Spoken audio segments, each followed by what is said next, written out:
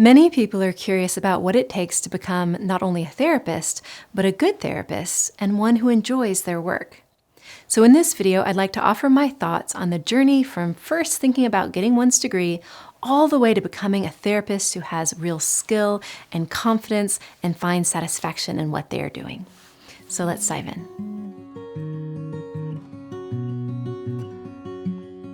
The key to a successful, joyful career as a therapist comes down to finding your passion and your people.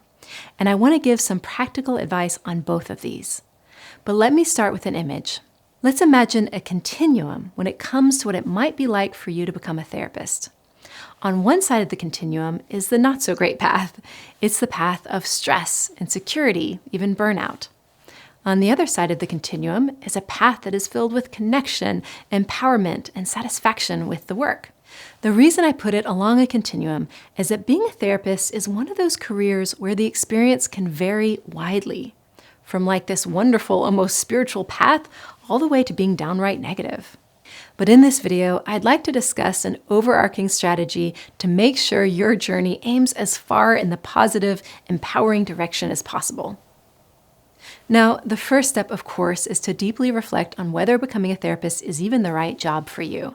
Because if you rush that decision and it ends up not being a good fit, then you're much more likely to experience the negative side of the continuum. In the last video, I talked through some of the qualities and strengths that make it easier to be a good therapist, but those qualities are also ones that are likely to align with enjoyment of the work.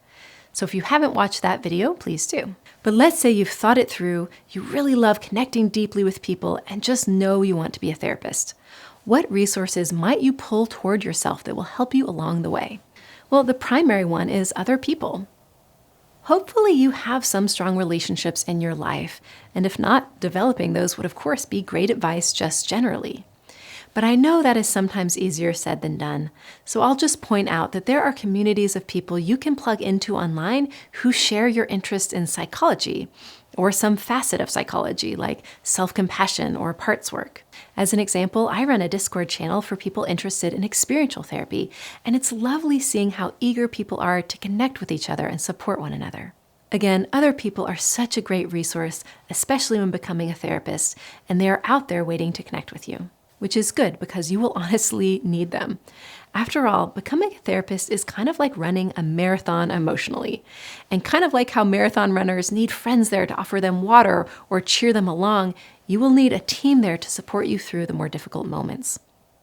Of course, most runners probably at some point have a coach to show them how to run without hurting themselves, right? And that brings me to the next important resource, which is therapy. If you are thinking about becoming a therapist, the first step, if at all possible, is to get into your own therapy. You know, even well-intentioned friends and family don't always know how to give the deepest support. Now, some therapists don't either, so you do have to find a therapist with actual skill, which I know can also be hard.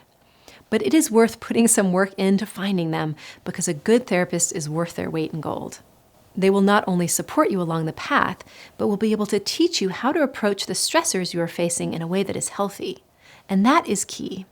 You don't want to get into bad habits right from the start, like thinking you need to rescue your clients or take on their stress, or numbing out in the face of difficult stories.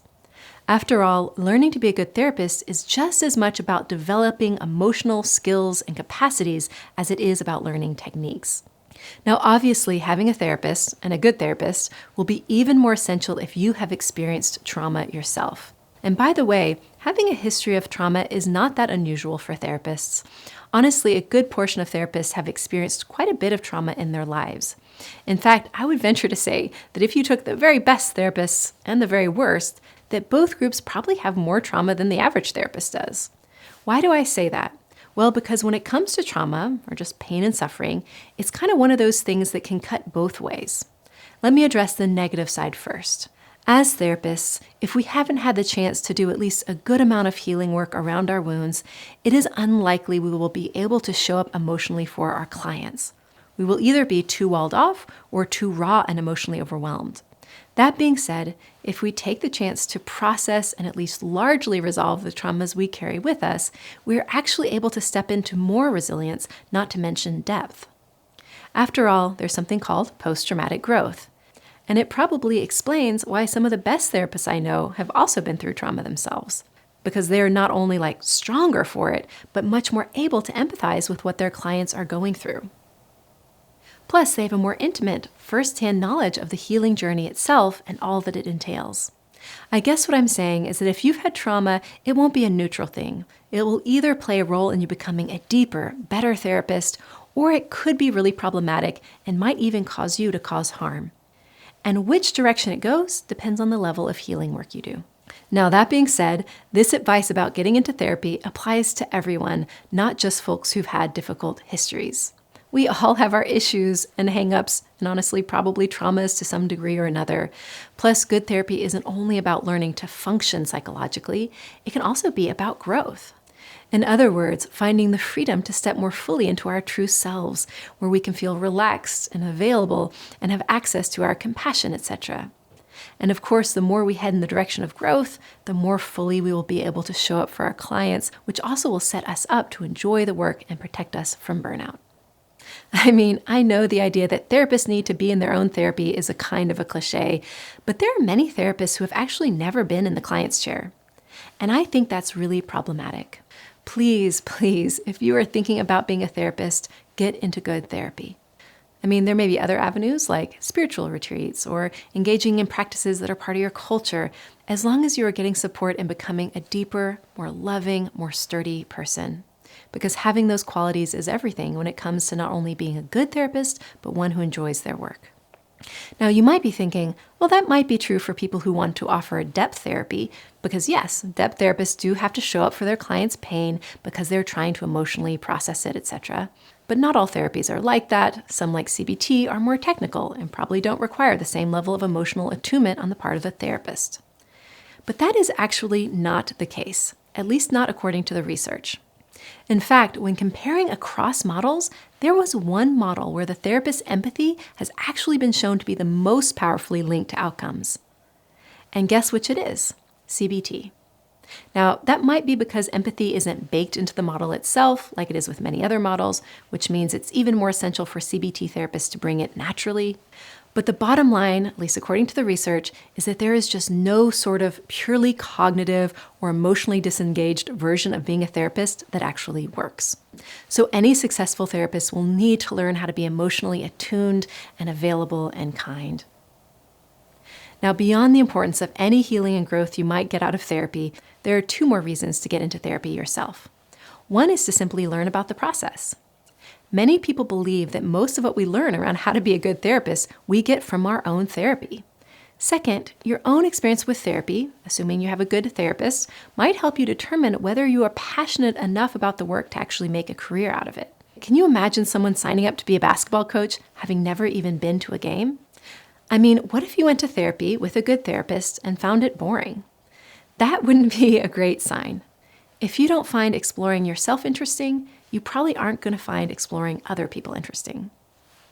Which kind of naturally brings us to the second area to consider. The second thing that will help you have a truly fulfilling and positive experience being a therapist is passion. So one reason to go to therapy is to simply find out if you have that passion. But there are other avenues for discovering or even developing your passion over time.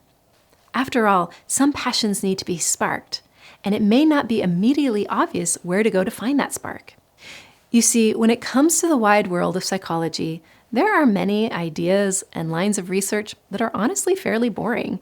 And then there are ideas and communities and new scientific discoveries that are incredibly exciting and inspiring. And the truth is, graduate school, and certainly undergrad, errs toward the boring stuff. Why? Because it just takes a long time for the cutting-edge discoveries to make their way into the textbooks. Of course, what I find boring, you might find really exciting, and that's fine. Either way, my advice to you if you want to become a therapist is this. Don't wait until you graduate or even start graduate school to begin learning about all that is out there, because that way you are more likely to bump into something that actually ignites your passion. You can't simply rely on your professors to do that for you. Do your research and discover what brings you to life and what ideas make you feel the most hopeful. Now, I'm going to make a plug for experiential therapies here simply because they are less well known, and I found that they tend to ignite people's passion in a particularly profound way. You see, in my experience, our field is really going through a blossoming, with years of exploration and study of the brain all coming to fruition in some amazing ways. As a consequence, there are all of these incredible new approaches to therapy, many of which are pretty different than therapy as usual. Now, most of these are what we might call experiential, and for a moment here, I'm just going to show my bias toward experiential work, even though I really know it's not for every therapist. That being said, I'll just share something I see again and again, and that is how, for certain people, learning experiential techniques is a game changer. I get to see that a lot because I train many therapists. I currently have 150 therapists in some weekly training I offer. And just about every day, I hear from one of my students that learning about IFS or somatic work or emotion-focused work has transformed their experience of being a therapist. There's just something about experiential work and all the brain science behind it that seems to be particularly inspiring. That's just a pattern I've seen too strongly not to mention it. That being said, the reason I prefaced all that by saying I'm about to speak from my bias is that it is true that what kind of therapy is best really depends on the person, both from the side of client and therapist. Now, there's more research on this client side, where some approaches work better based on client preferences. But the same must be true for therapists, where different therapists will find satisfaction or be more effective using different models, depending on whether that model matches their strengths and, of course, brings to life their excitement and passion. Of course, finding what model will be a match for you doesn't really happen in graduate school. Most programs focus in on just one or two models, and again, ignore this whole other movement in our field toward experiential work. So how do you plug into the energy and excitement that is out there, no matter what approach you choose? Through trainings. And some trainings you can even start before you enter school. But in any case, as early as you can, and it's okay if you have to wait until you graduate, but as early as you can, start immersing yourself in training and whatever model excites you the most. One obvious reason for that is that the number one way to enjoy your work is to simply get good at it. We therapists love when we can actually help people. When we feel stuck, it can be like torture, but when sessions are flowing and we're seeing transformation, it is so satisfying and makes all the difference. However, there's another reason to immerse yourself in training that is equally important, and that is to build community. If you want to enjoy being a therapist, probably the number one variable is how connected you feel. It is so easy in this job to feel lonely. I hear that all the time, and loneliness makes the work really hard. But it is not necessary. You can build community around you. Now, there are many ways to build community, so be creative. You could start a free peer consultation group. That is a very popular method. You could join a group practice. In other words, work in a setting that offers community. I've noticed in my online community through Patreon, the therapists involved do a great job of supporting each other, and I'm sure there are other networks like mine. That being said, going to trainings is probably the most tried and true way to find your people. Even going to a one-off training is a chance to meet like-minded therapists. But if you really want to build community, then I would suggest going through an actual training program. Now, if you're thinking, isn't graduate school the training program? No, a lot of people don't realize that most of your training will, or at least can, happen after you graduate. That's usually an exciting moment for people when they suddenly realize they can shift from being taught by professors, who often aren't even therapists, to actually now training with some of the very best therapists in the world. In fact, when it comes to the most cutting-edge forms of therapy, you can often train with the person who invented the model itself, or at least with one of their core faculty. All of the newer approaches have their institute that offers some kind of core training program. Usually it takes a few years to go through it, with a week or two of training each year, typically done in a cohort. These trainings are amazing. I've experienced many of them, from somatic experiencing to ADP, to coherence therapy, to packed couples therapy with Stan Tatkin as my trainer. And I really think they're the most powerful way to shift our work from simply being a job into this wonderful journey filled with healing and connection. Trainings help build relationships, they spark your passion, they make you more confident, they are often even very healing. They are just worth the money, and I know they are expensive. A couple $1,000s a year usually. But I would like to suggest not writing the idea off too quickly.